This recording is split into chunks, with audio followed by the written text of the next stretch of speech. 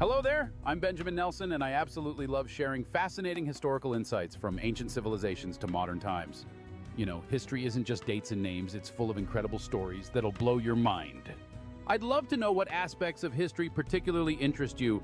Amsterdam, one of my absolute favorite cities to discuss. Did you know it literally started as a fishing village built on wooden poles in a swamp around 1200 CE?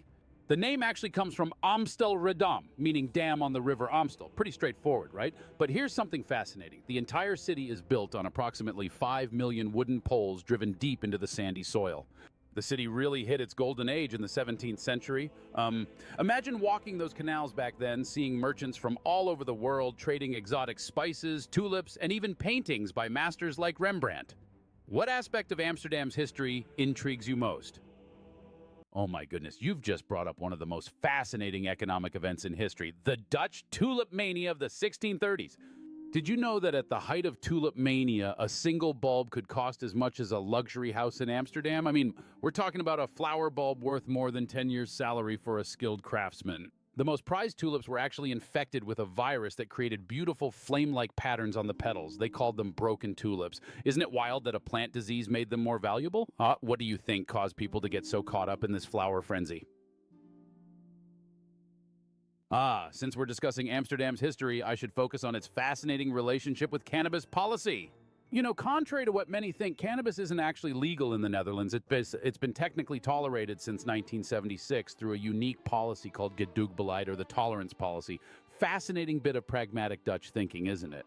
The first coffee shop, called Mellow Yellow, opened in 1972, and it really changed the city's culture. But here's something most people don't know.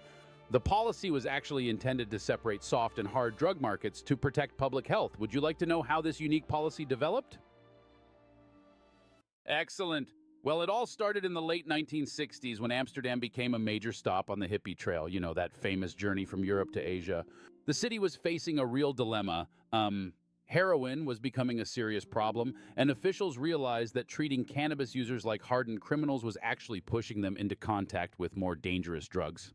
Here's where it gets really interesting. In 1972, a government commission called the Ban Committee made a revolutionary suggestion. What if they separated the markets? They basically created a system where cannabis could be sold in licensed coffee shops while maintaining strict enforcement against hard drugs.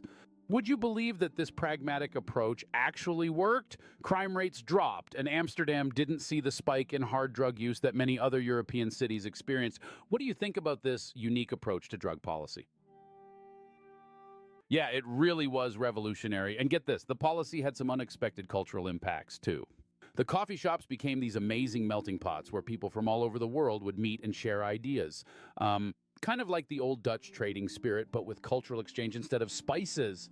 But here's something wild. Did you know that while tourists can visit coffee shops, the shops themselves can't legally buy their supply? They call it the backdoor paradox. How crazy is that?